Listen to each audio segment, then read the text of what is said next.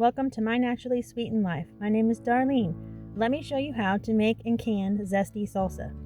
First, we're going to prep the vegetables. We're going to start with the green peppers.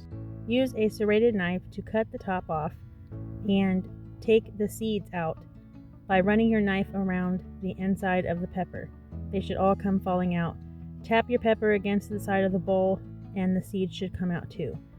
And then you cut it in half, cut it into thin strips, and then dice the pepper. Continue dicing the remaining pepper. I grow my own bell peppers, and some of them were starting to turn red, but I think that'll be just fine. The original recipe calls for green bell peppers. The recipe I'm showing you today is from the Ball Canning book. I can leave a link for it in the description below. Along with the bell peppers, you will need diced jalapenos. You have a choice to take out the seeds if you would like it less spicy, or leave the seeds in if you want the spice. After the jalapenos, you will need several cloves of garlic finely diced as well. I'll spare you watching me dice all of those different kinds of peppers and garlic, and we will move on to the next step. Alright, now we're going to work on the tomato portion of the salsa. The tomatoes need to have their skin removed, so we're going to put an X on the end of the tomato, and then we're going to pop it into simmering water. After about 30 seconds of being in this water, the tomato's skin will easily peel off. There are several varieties of tomatoes that work well with salsa. Choose one of the paste varieties, either San Marzano, Roma tomatoes, or Amish paste. These varieties have more meat to them, or flesh if you want to call it that, and they have less seeds and water in them. So your final product and your salsa will not be as watery. Like I said, only for about 30 seconds and the tomato skins will be ready to take off. You can see on this one, peeled right off. Super simple. Now that we have worked through all of the tomatoes, it's time to peel the skins. A quick tip for when you're harvesting your tomatoes, try to choose the ripest tomatoes that are completely red on all sides. If you look closely, I have to use my knife in some areas of this tomato because one side was not as ripe as the other. And sometimes that happens, but just for reference, try to pick the ripest tomato. Once you have the skin off of the tomato, you want to cut the end off that hung on the vine, and then you cut it in half lengthwise and take out the seeds and the membrane. Cut each half of the tomato into a fine dice. Place the diced tomatoes into a large stock pot, or I'm using a Dutch oven today. Either one, whatever pot you have on hand. I think, in my opinion, this is the most tedious part of the salsa making process. So if you have a good podcast or YouTube channel to watch, just pop that on and listen to it while you're doing the work, and you'll be done in no time. Before we go any further, I wanted to show you that I'm not going to throw away the seeds and the skins of the tomatoes. I'm going to put them in my dehydrator instead. Once the tomato pieces and skins are dehydrated, I will put them in my Vitamix and blend them into a tomato powder. You will end up with a tomato powder that you can use during the winter months to brighten up your soups or stews, like chili or beef and vegetable stew. It's just a delicious powder that gives that summer tomato flavor, but also thickens your soup as well.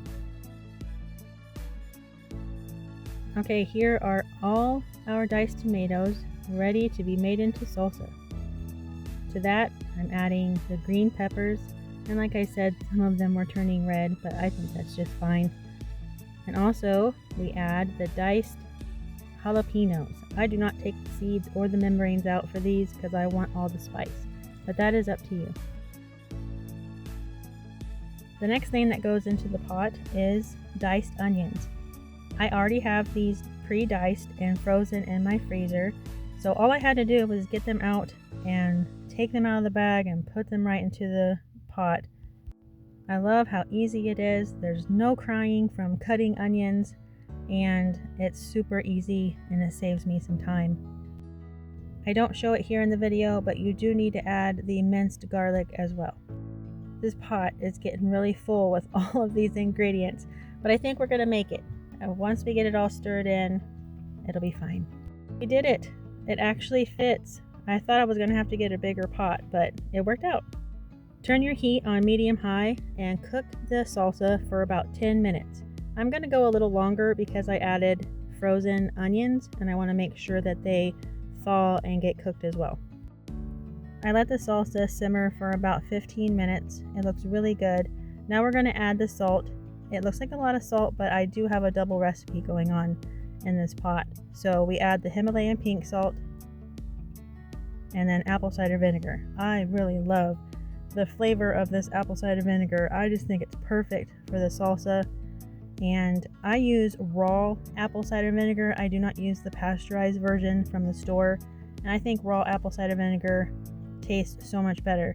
I buy this in bulk from Azure Standard, and I will leave a link below in the description because it is just a phenomenal product. I'll also leave a link in the description for the recipe on my blog if you would like to go over and see that as well. We finally made it to the water bath canning portion of the video. Wash your canning jars and use this time to inspect your jars for any cracks or any chips out of your jars. If you see any of those, you just need to throw it away and use a new jar.